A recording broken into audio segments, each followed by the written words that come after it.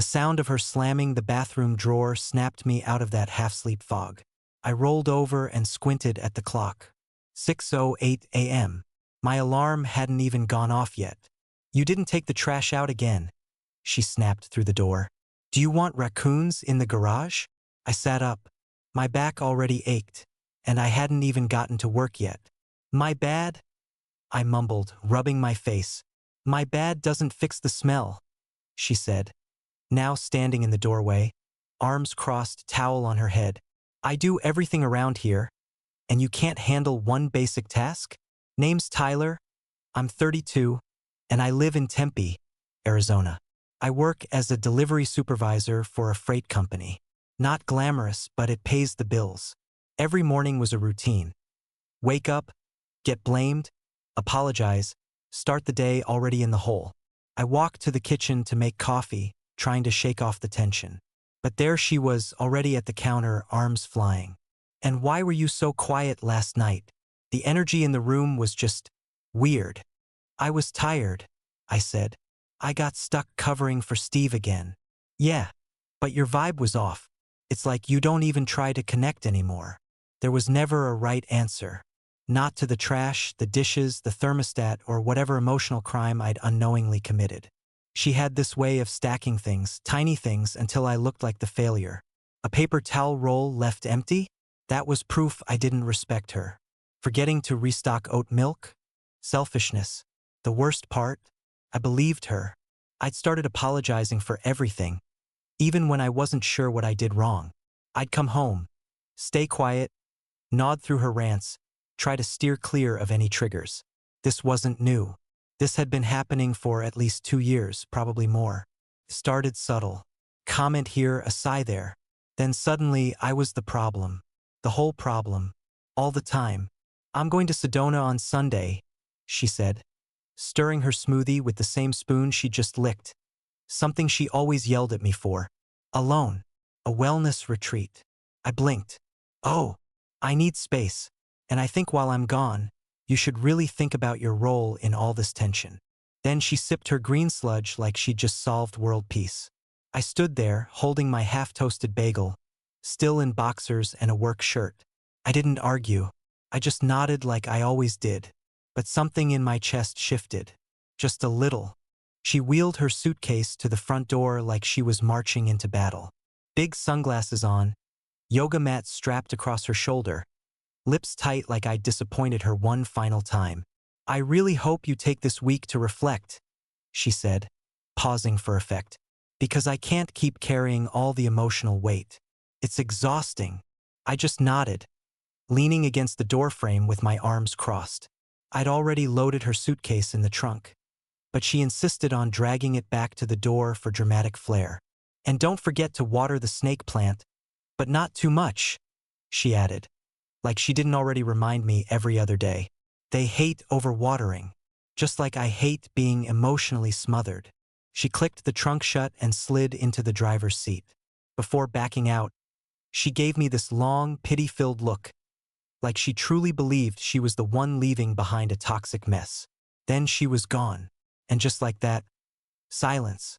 Not the kind that made your ears ring, the good kind. The kind that didn't carry judgment in it. I stood there for a second, hands still on the doorknob. No one asking why I was standing weird. No voice from the kitchen pointing out the recycling bin was still half full. I let the door click shut behind me and took the first deep breath I'd had in months. First thing I did? I made a sandwich. A big one. Turkey, cheddar, yellow mustard, and here's the kicker, white bread. Not some sprouted grain flax abomination, but actual soft, fluffy, supermarket white bread. I sat on the couch with my sandwich, feet on the coffee table, no coaster, and turned on the TV. Sports Center. Volume up. No judgment. It felt like breaking rules I didn't remember agreeing to. The next couple hours passed like a dream. I didn't have to explain why I wanted to watch football highlights. I didn't have to validate my feelings about pickles. I just existed, and it felt better than I thought it would. Mid-afternoon, I walked into the bathroom and noticed for the first time how much crap she kept on the counter. Crystals, face rollers, 10-step serums. The space didn't feel like mine. It felt like a room I had permission to use under supervision. Same with the bedroom. Her pillows, decorative, useless, were stacked in perfect formation. Her diffuser, her Himalayan salt lamp, her stack of self-help books that always made me feel like I needed fixing. I grabbed one, Emotionally Immature Partners, and tossed it in the laundry basket just to see how it felt. Felt good. I spent the evening doing exactly what I wanted. I ordered a greasy pizza and didn't ask for approval on toppings. She hated sausage. I got extra. Watched an R-rated action movie, volume up. Again, no running commentary on how violence was low frequency. Left the crusts on the plate. Didn't do the dishes right away. Laughed out loud when something was funny. Nobody looked at me sideways. You don't realize how heavy someone is until they're not sitting on your chest anymore. Her presence had taken over the house like wallpaper. Always there, always loud, even when she wasn't talking. The thermostat was finally set where I liked it. The lights stayed on if I wanted them on. I didn't have to defend the temperature of my shower or the way I folded towels. It wasn't just quiet, it was calm. I wasn't apologizing every 10 minutes or second-guessing every move. I wasn't living on edge, trying to preempt her moods like weather forecasts. And that guilt? That knot in my stomach that I'd gotten used to carrying around? It was starting to loosen. Slowly. Like someone finally untied a string wrapped around my lungs. By the time I crawled into bed that night, with the TV still on, eating a leftover slice of pizza I didn't bother reheating, I wasn't thinking about how to fix anything. I was just breathing. I woke up Monday around 10. No alarms. No footsteps pacing around the room. No clipped sighs when I didn't get out of bed fast enough. The blinds were still closed. Sunlight was sneaking through the gaps. And for once, I didn't feel like a criminal for sleeping past 7. I shuffled into the kitchen barefoot. No interrogation. No commentary on my caffeine habits or what time a real adult starts the day. Just silence and the smell of real coffee that I made the way I like it. I sat on the couch in my boxers and watched 2 full hours of football commentary. Not once did someone barge in and ask, "Is this seriously how you want to spend your day?" Not once did I pause the show out of habit. And somewhere between that second cup of coffee and the third unnecessary highlight reel of a quarterback I didn't even care about, it hit me. I hadn't apologized for anything. Not once. That hadn't happened in over a year. I didn't have to defend why I didn't feel like talking. I didn't have to explain why I hadn't shaved or why the dishwasher hadn't been unloaded the second it stopped. It was just me. And peace. Tuesday morning rolled around, and I stared at my work phone for a full minute before I made the call. "Yeah, I'm not coming in today. Just need a day," I said. Didn't give a long excuse. Didn't feel guilty. Hung up. I got dressed in jeans and a plain t-shirt, nothing weirdly clingy or emotionally closed off in color tone, and drove 20 minutes to a hole-in-the-wall diner near Mesa. Place was called Lenny's, and she always trashed it. Said it smelled like bacon grease and sad childhoods, which to me sounded perfect. The second I walked in, I got hit with the smell of actual butter on griddles and old coffee pots. No herbal teas or gluten-free menus. Just pancakes, sausage, and freedom. The waitress called me Han. Sat me near the window. While I waited for my food, I pulled a napkin from the holder and grabbed a pen from my pocket. I started writing. Not a journal entry. Just a list. All the ways I disappeared. I wrote fast, like it had been waiting inside me. Stopped seeing my sister because she killed the vibe. Quit playing guitar because she said it was a hobby, not a purpose. Changed how I dressed. Changed what I ate. Lost contact with my 2 best friends from high school because she thought they were immature. Never brought up my dad dying because she called it unprocessed male trauma. Apologized for having needs. Apologized for being quiet. Apologized for existing too loudly. And right there, in that greasy booth, I realized something I'd been too deep in the fog to see. This wasn't a rough patch. This was the pattern. There wasn't some golden version of her just waiting around the corner. Some warm, emotionally generous woman trapped under stress. This was her. Always needing more. Always framing everything as my failure to show up enough, grow enough, fix myself fast enough. The longer I sat there, scribbling on napkins and sipping burnt coffee, the clearer it got. I wasn't in a relationship with a difficult person going through something. I was in a relationship with someone who only functioned when I shrank. I finished my pancakes, asked for a refill, and kept writing. Not a single item on that list was dramatic. There was no cheating, no slamming doors, no name-calling. But damn, the quiet damage? Stacked. She never yelled. She never threw a punch. But she drained me dry and convinced me I was leaking on my own. I paid my bill, tipped well, and stepped outside. Sun was high. Air smelled like asphalt and heat. And for the first time in a long time, I felt like a man who could trust his own thoughts. Back home, I dropped my keys on the counter and grabbed a soda from the fridge. The napkins from Lenny's were still stacked next to the toaster. I hadn't thrown them out yet. I was flipping through channels when my phone buzzed. One new message from Kayla. It was a photo. Her on a trail somewhere in Sedona. Red rocks in the background. That dramatic desert glow. She was doing that fake laugh pose with some guy I didn't recognize. Looked like he lifted weights and talked about energy healing in the same sentence. The caption? Surround yourself with positive energy. The rest will sort itself out. I stared at it for a second. Not in shock, just annoyed. So that's what I was now. Negative energy. Something to be detoxed from. What really got me wasn't the guy. I didn't care about him. What hit me was how easily she'd twisted the whole story.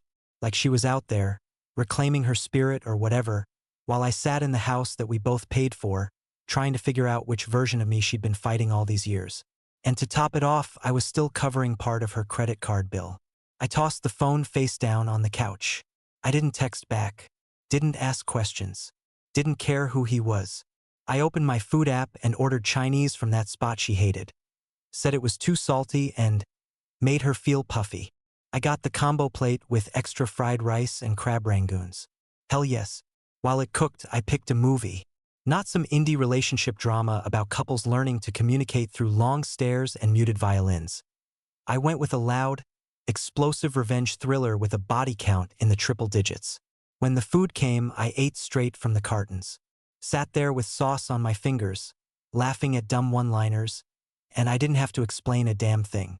No passive-aggressive sighs. No, wow, this is what you're into? Commentary. Just me doing what I wanted because I wanted to. Halfway through the movie, I hit pause. Sat back. The quiet in the room didn't feel empty. It felt mine. And that's when it landed. I wasn't fixing this. Not because I was too lazy. Not because I was scared of confrontation. But because there was nothing worth fixing. She didn't want a partner. She wanted a project. A man to tinker with until he matched her mood board of spiritual compatibility and performative wellness. I wasn't broken. I was just inconvenient to her narrative. I used to think we had rough patches, stress, work, family stuff, whatever. But no, this was the relationship.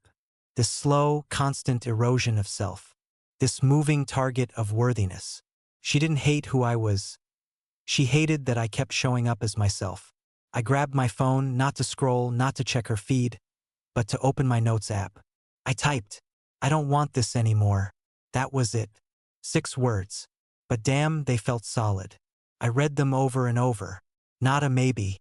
Not a we need to talk. Not a let's see after the retreat. I was done shrinking. Done guessing what version of myself would survive the day. I wasn't angry. Not really. I felt grounded. Focused. Like something had finally clicked into place. I got up, tossed the empty cartons in the trash. Didn't rinse them, didn't sort the recycling. Sat back down, unpaused the movie, and smiled when the hero walked away from the final explosion like he'd already made peace with the past. Friday morning, I put on jeans and a collared shirt, clean but casual, and drove across town to a law office tucked between a nail salon and a dentist. The kind of place you don't notice until your life hits a wall. The receptionist slid a clipboard toward me without looking up. I filled it out: name, address, relationship status. Engaged, living together. Under reason for visit, I wrote 2 words: emotional neglect. Felt weird writing it down. Not because it wasn't true, but because for once, I wasn't making it sound nicer than it was. The lawyer called my name 20 minutes later. She looked like someone who'd seen every type of story walk through that door. Early 40s, sharp suit, no fake smile. "Tyler," she said, holding the door open. "Come on back." Her office was clean and cold. No fake plants. No motivational quotes. Just stacks of legal pads, a laptop, and a massive calendar behind her desk. She sat down and clicked her pen. "Walk me through it." I took a breath. "We're not married yet, but we've been engaged for 3 years. Lived together almost 4. Joint checking. She's on my health insurance. I've been covering part of her credit card since she quit her job last fall." She nodded. "Assets. House is in my name. She's contributed to utilities and groceries, but I pay the mortgage. No kids. No pets. She drives her own car. Lease, not mine. Debt. My truck has another year on it. Everything else is paid off. She has credit card debt. Technically hers, but I've helped with payments here and there." She jotted notes down fast. "And the reason you're here today?" I looked her in the eye. "She treats me like a problem to fix. Every day.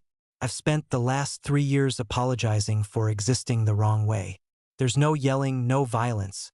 But it's constant blame, emotional pressure, and walking on eggshells. Nothing I do is ever enough. Ever." She paused, pen hovering. Then said, "You're not the first man I've had in this chair with that exact sentence." "Yeah." She leaned back. "It's more common than people admit. Manipulation doesn't leave bruises, but it leaves damage." "You sound calm, that's a good sign. Means you've already detached." I nodded. "I cried a little on Monday, felt angry on Tuesday, but today, I was clear." "So what does moving forward look like?" I asked. She laid it out. Separate finances immediately. Document shared expenses. Draft a cohabitation termination letter. Technically, we weren't divorcing, but ending a long-term engagement with shared assets was close enough to trigger the same steps. "I can send her a notice," she said. "But it's better if it comes from you first. Especially if you still live together. You need control of the narrative, or she'll run wild with hers." That hit home. Kayla loved controlling the story. She'd already positioned herself as some spiritual refugee on the run from my emotional toxicity. "Once she's back," I said, "I'll be ready." The lawyer nodded. "You're already ahead of the game. Most people come in half-broken. You're showing up whole. That makes this cleaner." I paid the consultation fee, signed a couple forms, and walked out with a folder in my hand and a plan in my head. It wasn't anger I felt in the parking lot. It was relief. Not the kind that hits all at once. More like standing up after sitting in the same position for too long. Everything felt sore but functional. I wasn't walking away from her. I was walking back to myself. The next morning, I walked into a local credit union and told the lady at the desk I needed to open a new checking account. She smiled, handed me a clipboard, and asked what brought me in. "Clean break," I said. She nodded like she'd heard it 100 times. Probably had. It only took 30 minutes to set everything up. I moved half the money from our joint account into the new one. Not out of pettiness, just protection. I'd earned it, I was entitled to it, and I wasn't about to let it get drained under the label of emotional growth expenses. I texted Brandon that afternoon, a buddy from work who'd gone through a nasty breakup 2 years back. His ex had lit his clothes on fire in a parking lot. He picked up on the second ring. "Yo," he said. "You good?" "Actually, yeah. Just wanted to talk to someone who's been on the other side of this." He laughed. "You're leaving her?" "Already left. She just doesn't know yet." Brandon let out a low whistle. "Dude, I remember that moment. Like your soul cracks open, but it's the good kind." We talked for almost an hour, about the little things you don't notice until the fog clears. Like choosing your own groceries, or not bracing every time you hear someone walk into the room. "Freedom's not loud," he said near the end. "It's just steady. You'll feel it every time you wake up and realize nobody's judging your breakfast." I thanked him, hung up, and sat outside on the porch with a beer. It was the first time in forever I didn't feel watched. The first Saturday I hadn't been guilted into some intentional couples time to check boxes I didn't ask for. The sun dipped down. Sky turned orange. I stayed quiet, not out of fear, just peace. Sunday around noon, her name popped up on my screen. I knew it was coming. Kayla, hey, I've had a lot of breakthroughs this week. I think when I get back, we should sit down for a constructive conversation. I'm in a really clear space and I want to reconnect and reframe everything with intention. I stared at it for a beat. That voice. Fake calm, faux enlightened, laced with all the same control wrapped in a prettier wrapper. She didn't want peace. She wanted the upper hand. I didn't respond. Not yet. I wanted her to walk in cold and unrehearsed. But I wasn't rattled. I wasn't panicking or second-guessing. I already knew how this ended because I wasn't guessing anymore. I wasn't asking for her to meet me halfway or trying to prove I had value. I had my account, my plan, my words. She wanted a conversation? Fine. But this time, she wouldn't be the only one steering it. She walked through the door at 6:12 p.m. on Tuesday, suitcase clacking behind her like it wanted attention too. Hair curled, skin glowing like she just got a facial and a fresh sense of superiority. I was already sitting at the kitchen table, calm, steady, a man who knew exactly how this was going to go. She didn't say hi, just dropped her bag, took a dramatic breath, and went straight into performance mode. I'm in such a better headspace now, she started, pulling out a chair across from me like this was a TED Talk. I got clarity on a lot of things this week. Deep stuff, inner wounds, energetic imbalances, all of it. I didn't say a word, just watched, let her talk. She smiled, real smug. I talked to someone out there. His name's Derek. He's not like a therapist, but he's deeply intuitive. He helped me realize a lot of the pressure I've carried in this relationship comes from how emotionally unavailable you've been. I stayed quiet, still, hands folded. She reached across the table like she was connecting on some higher plane. I don't want to blame you, I really don't. But I do think you need to do some work. Inner work. Therapy, shadow processing, emotional literacy. Derek says, Kayla, I said flat. Stop. She blinked. Her hand froze mid-gesture. I slid the manila envelope across the table. The papers were already signed, notarized, and copied. Her face didn't register it at first. She opened the flap, skimmed the top sheet, and laughed. This is a joke, right? No. You're giving up? Now? After I finally get clear and come back grounded. I leaned back in my chair. You didn't get clear. You just found a new way to put it all on me. She stood up like that would give her more control. You're being reactive. This is what I mean. You don't want to grow, you just want to run away from discomfort. I stood too, calm, slow, not playing her volume game. I'm not running from anything, I said. I've been sitting in discomfort for 3 years. You just dressed it up with words like alignment and vibration, so you could keep pulling the strings. You're blowing this way out of proportion. No, I said. You are. You think just because you went on a hike and talked to some guy named Derek, you're now qualified to diagnose me? You don't want a relationship. You want a mirror that reflects back whatever version of yourself you like that day. She crossed her arms. So that's it? You've decided? No conversation. This is the conversation. You had 3 years to hear me. I finally listened to myself instead. She walked to the sink, spun around, grabbed the counter like it grounded her. This isn't fair. You're ambushing me. I tilted my head.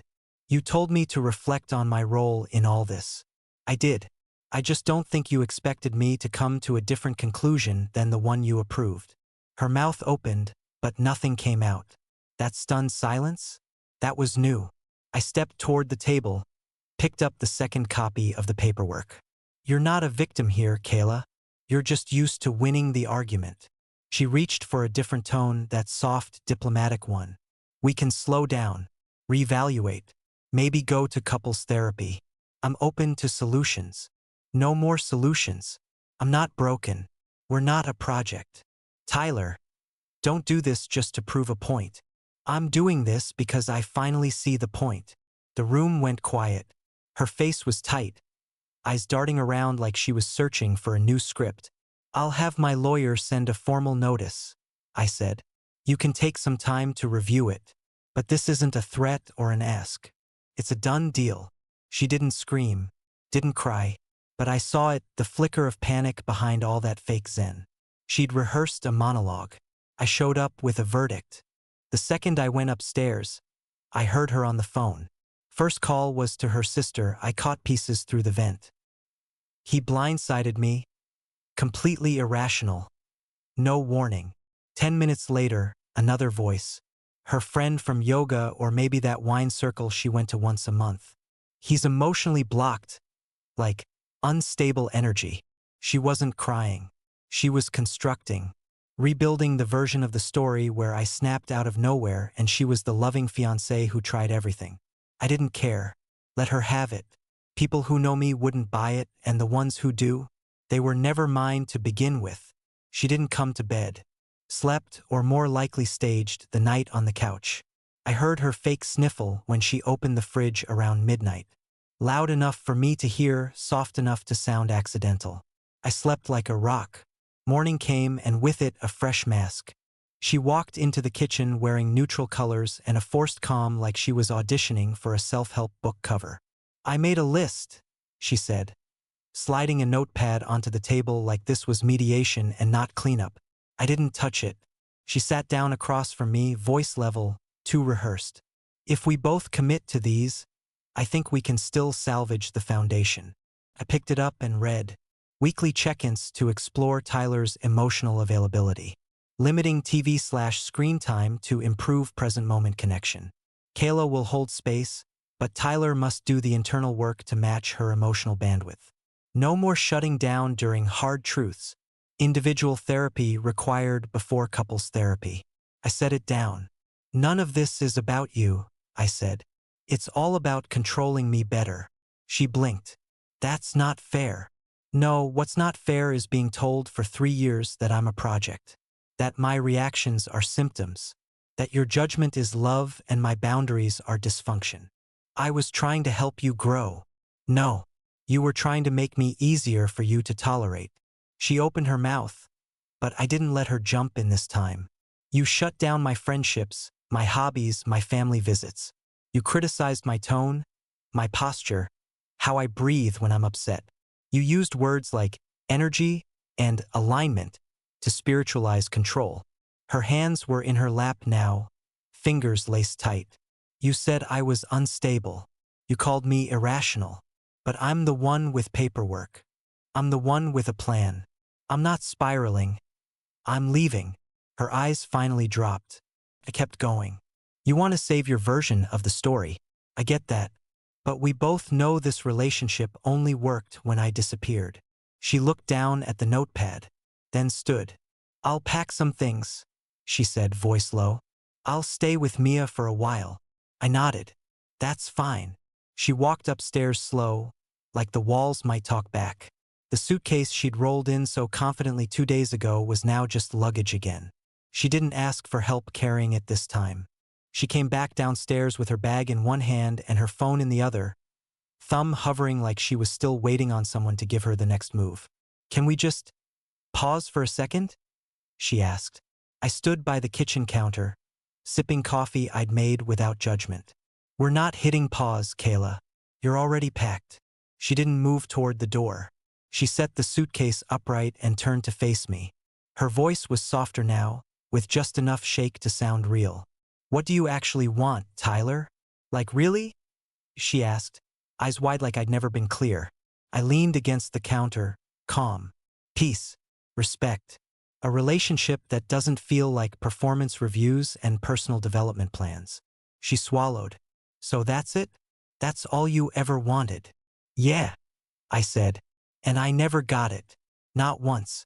What I got was blame, homework, and a checklist of everything wrong with me." Her lip trembled, but not from heartbreak. It was that crack in control, like her version of reality was slipping through her fingers. "I thought we were building something," she said. "You were," I replied. "I was disappearing to make space for it." She looked away, jaw clenched. Then, real quiet, she said, "I didn't mean to make you feel small." "You didn't make me feel small," I said. You made damn sure I stayed small. There's a difference. She wiped under her eye, and I could tell. This wasn't grief. It was panic. The kind that hits when you realize your power isn't working anymore. I'm not some villain, Tyler. I nodded. Then tell me one thing you genuinely like about me. Just one. And it can't be something I do for you. Her mouth opened. Nothing came out. She looked around the room like the answer might be hiding in the furniture. But it wasn't there. You like that I remember your grocery list, I said. You like that I don't argue when you change plans last minute. You like that I cover your bills when your job makes you tired. But what do you like about me, Kayla? As a person. She finally sat on the arm of the couch, shoulders sagging. Eyes red now but still dry. I don't know, she said, voice almost a whisper. Exactly, I said. A long silence settled in the space between us. The kind that used to feel dangerous. But not now. Now it just felt like truth. She stood, grabbed the handle of her bag, and let out a tight breath. Okay, she said. Okay, you've made your choice. No, I said. I finally stopped letting you make it for me. She walked to the door, slow but heavy, like her body had just caught up with the moment. Good luck finding someone who'll put up with your walls, she snapped as she pulled the door open. I didn't flinch. Good luck finding someone who'll pretend that's growth. She hesitated on the threshold, waiting for me to stop her. I didn't. She stepped out, suitcase bouncing once on the front step. The door didn't slam behind her. It just clicked shut. I stood there for a second. Didn't pace. Didn't scroll. Just breathed. The house was quiet. Not tense. Not awkward. Quiet. And for the first time since she moved in, it felt like mine. 3 months later, the envelope came in the mail, stamped, sealed, and final. Legal language, court signatures, some technical breakdown of assets and closure. I held it in my hands for a second, let out a breath, then dropped it in the drawer next to my passport. Done. A week after that, someone sent me a screenshot. Her Instagram, new photo, new ring, same fake laugh. Engaged to Derek. I just shook my head. That fast. That neat. Like she'd been waiting for a better version of the story to plug herself into. Let her have it. I wasn't even mad. People came out of the woodwork after it all ended. Texts from friends I hadn't seen in years. A few from my sister, even my old buddy Wes from high school. Good for you, man. Never made sense, but I didn't want to say anything. Welcome back. That last one hit hardest. Because yeah, I'd lost time, but I'd gained myself back. Slowly, in real ways. I started playing guitar again, not great, but it felt honest. I started going to the gym, not to fix anything, just to move. I watched games without guilt, grabbed beers without checking in, and for the first time in years, my weekends didn't feel like a job. The house looked different now too. Her books were gone. The fake crystals. The wall calendar full of intentions and rituals no one asked for. It didn't echo anymore. It breathed. People ask if I feel bitter. I don't. I feel clear. I don't miss her. I don't wish her well or wish her harm. I just don't carry her anymore. And I don't carry the blame she handed me either. She told me to think about my role in the tension, to sit with my mistakes. I did, and I fixed them. Would you have walked away sooner or waited even longer? Drop your answer in the comments. Don't forget to like and subscribe for more real stories.